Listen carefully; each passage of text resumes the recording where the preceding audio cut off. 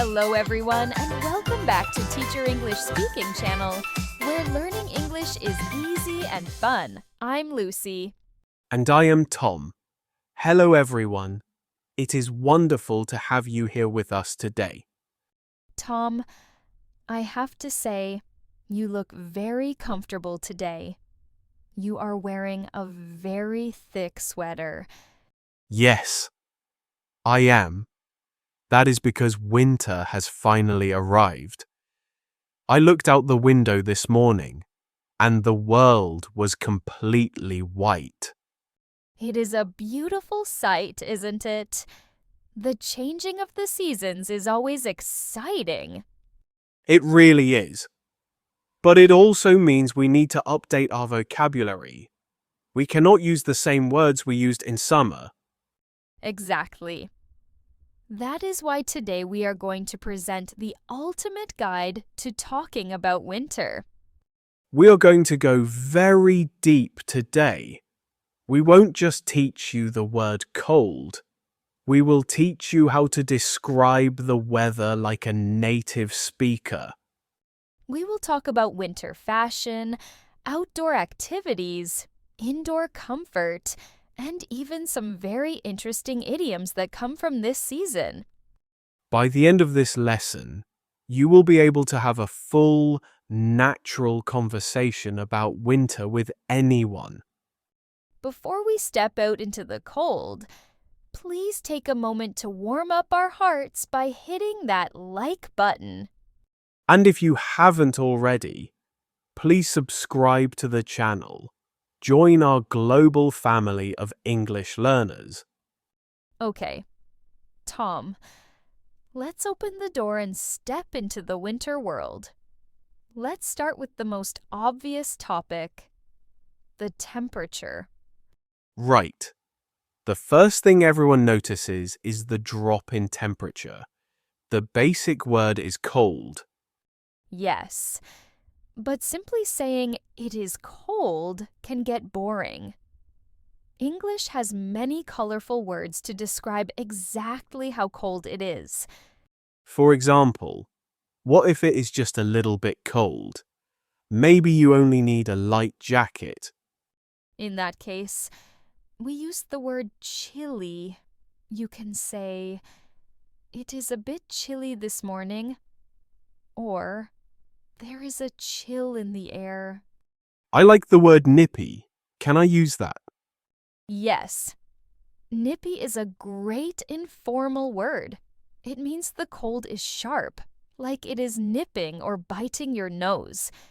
You might say, "It is a bit nippy out there."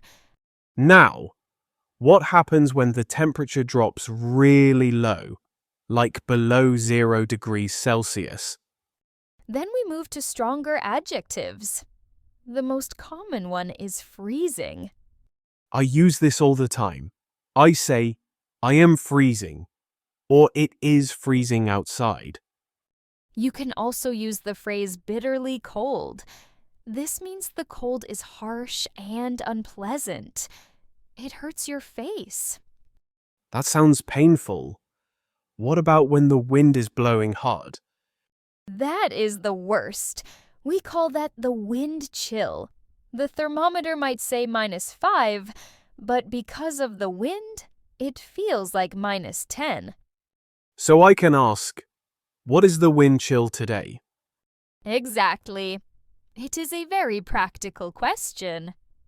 Now, let's talk about what falls from the sky, snow. Snow is magical.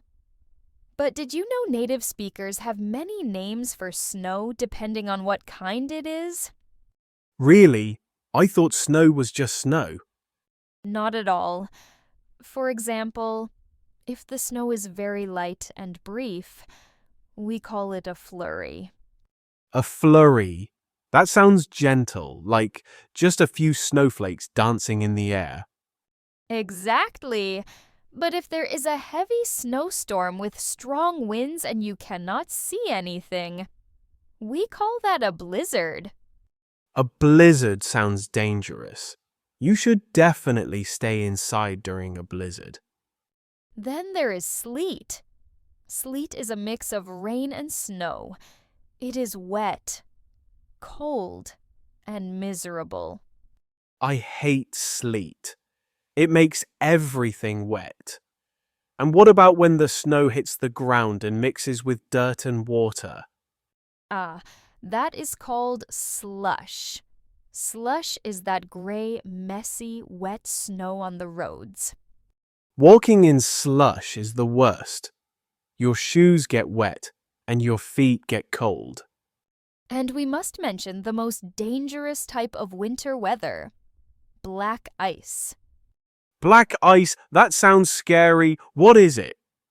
It is a thin layer of ice on the road that is transparent.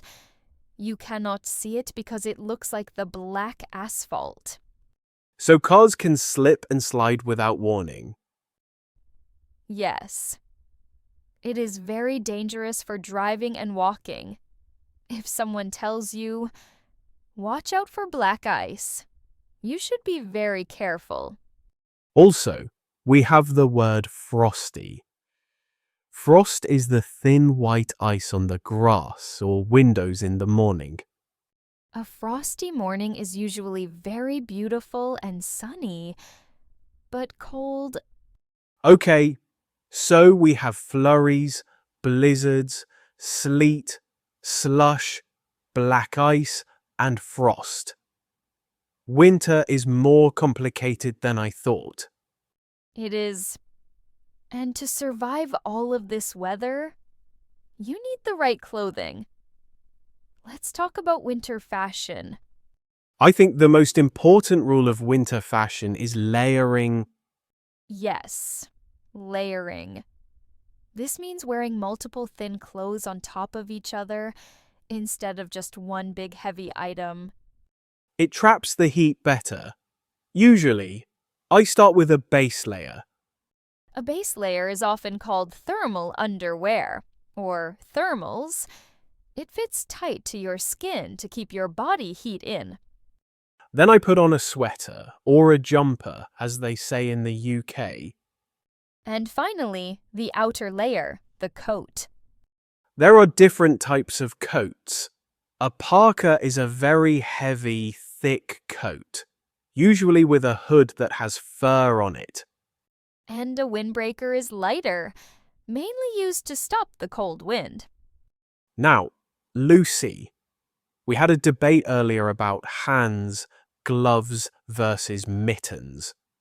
Yes, this is a classic debate. Gloves have separate spaces for each finger. And mittens have one big space for all 4 fingers and a separate space for the thumb. Mittens are actually warmer because your fingers touch each other and share heat. But gloves are more practical. Try tying your shoelaces while wearing mittens. It is impossible. That is true. Don't forget your accessories. You need a scarf for your neck. And maybe earmuffs. Earmuffs look like headphones, but they are fuzzy and warm. They protect your ears without messing up your hair. And for your feet, you need thick woolen socks and waterproof boots. If your feet get wet in winter, the game is over. You will be miserable. Exactly. Dry feet are happy feet. Now that we are dressed, let's go outside. What are the best outdoor activities in winter? Well, for brave people who like excitement, there is skiing and snowboarding. Skiing uses 2 separate skis and poles. Snowboarding looks like surfing on snow with one wide board. Both are great exercise, but they require equipment and mountains. What about something simple that anyone can do in their backyard? Building a snowman is the classic choice. You roll 3 snowballs, a big one for the body, a medium one for the chest, and a small one for the head. Traditionally, you use a carrot for the nose, pieces of coal or stones for the eyes and mouth, and sticks for arms. Don't forget to give him a scarf and a hat so he doesn't get cold. Another fun activity is making snow angels. Oh, I love doing this. You lie down on your back in the fresh snow. Then you move your arms and legs up and down like you are doing a jumping jack. When you stand up, the mark in the snow looks like an angel with wings. It is simple, but it makes you feel like a child again. What about sledding or tobogganing? Sledding is pure joy. You sit on a sled, or even a piece of cardboard, and you slide down a hill as fast as you can. It is exciting, but you have to be prepared to walk back up the hill. That is the hard part. True. Now, Lucy, not everyone likes the cold. What about the people who prefer to stay inside? Winter is actually the perfect season for homebodies. We have a word for the best winter feeling: cozy. Cozy means warm, comfortable, and safe. Indoor winter activities are all about being cozy. For example, having a movie marathon. That means watching 3 or 4 movies in a row, usually under a warm blanket. Or reading a book by the fireplace. And we cannot forget the most important winter element: hot chocolate. Is drinking hot chocolate an activity? Absolutely. Making a perfect cup of hot chocolate with marshmallows or whipped cream is an art form. I agree. It warms you up from the inside. Some people also say winter makes them feel lazy. Yes, the days are short. It gets dark at 4 p.m. It is hard to wake up in the morning. We say we want to hibernate. Hibernate is what bears do. They sleep all winter long.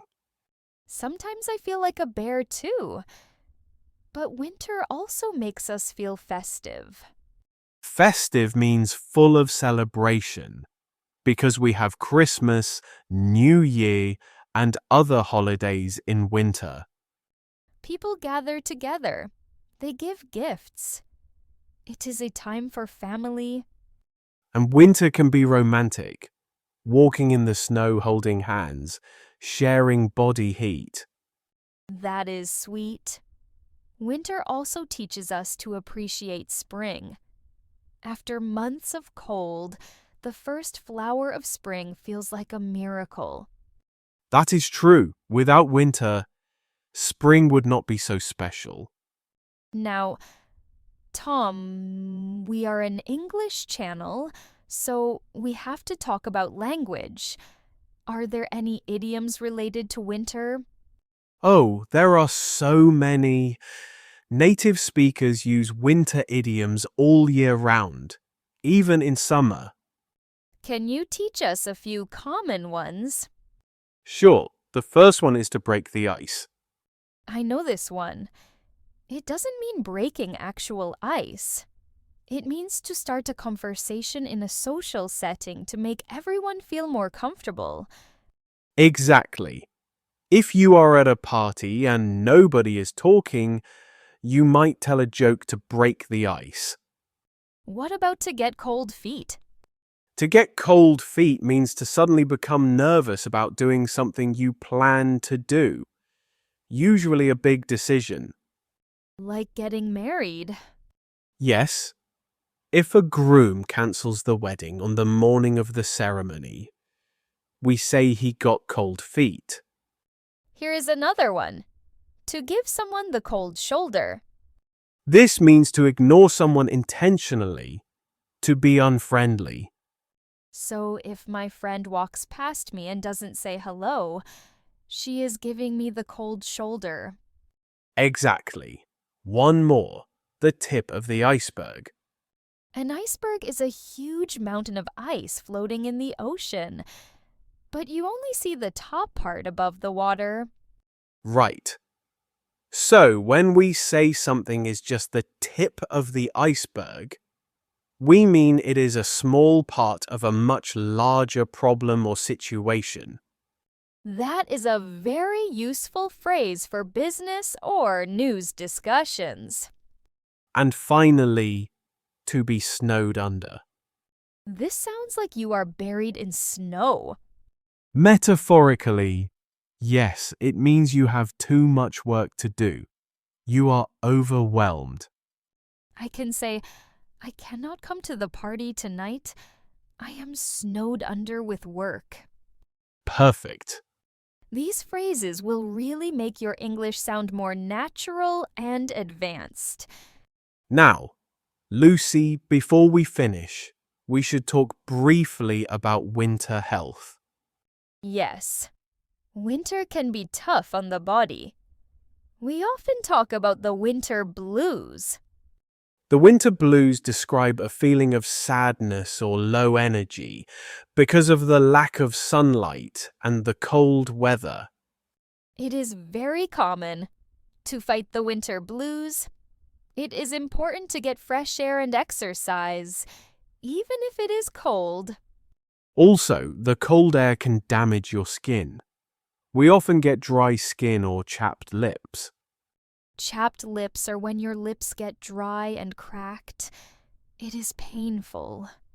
You need to use lip balm to protect them. And don't forget to wash your hands to avoid catching a cold or the flu. Catching a cold is different from feeling cold. Catching a cold means getting sick with a virus. So stay warm, wash your hands, and drink plenty of water. We have covered so much today, from slush and blizzards to thermal underwear and comfort food. And we learned some great idioms too. I feel ready to face the winter now. To make sure all this new vocabulary sticks in your brain, we are going to do our shadowing practice. This is where you participate. We will say a sentence, and you will repeat it out loud. Tom and I will take turns reading. Are you ready?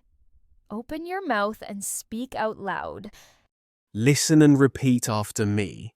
It is bitterly cold outside today. I need to bundle up before I go out. Watch out for the black ice on the road. Let's stay inside and have some hot chocolate. I am absolutely freezing. The kids are making snow angels in the garden.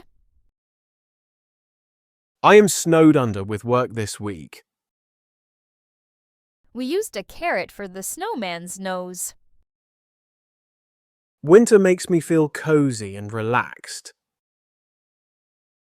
Don't give me the cold shoulder. Wonderful job. I could hear you from here. Practicing these sentences will help you feel more confident when you speak. You know, Lucy, talking about the weather is the number one way to start a conversation in English-speaking countries. It is true. In the UK or the US, if you stand at a bus stop, you can simply say, "It is chilly today, isn't it?" And you have started a conversation. It is a safe and friendly topic, so please use these words. Don't be shy. Now, we want to hear from you. It is time for our question of the day. We are very curious about your opinion. The question is, do you prefer winter or summer? And why? Are you a winter person who loves the snow and cozy nights? Or are you a summer person who loves the beach and the sun? Write your answer in the comments below. For example, you can write, "I prefer winter because I love skiing." Or, I prefer summer because I hate being cold. We read every comment, and it is a fantastic way for you to practice your writing skills. Also, if you have a favorite winter tradition in your country, tell us about it. Does it snow where you live? We love learning about our students' lives. Thank you so much for joining us on this deep dive into winter. We hope you stay warm, stay healthy, and keep learning English. Remember, every small step is progress. Don't give up. If you liked this video, please share it with a friend. Let's learn together. See you in the next lesson. Stay cozy, everyone. Goodbye.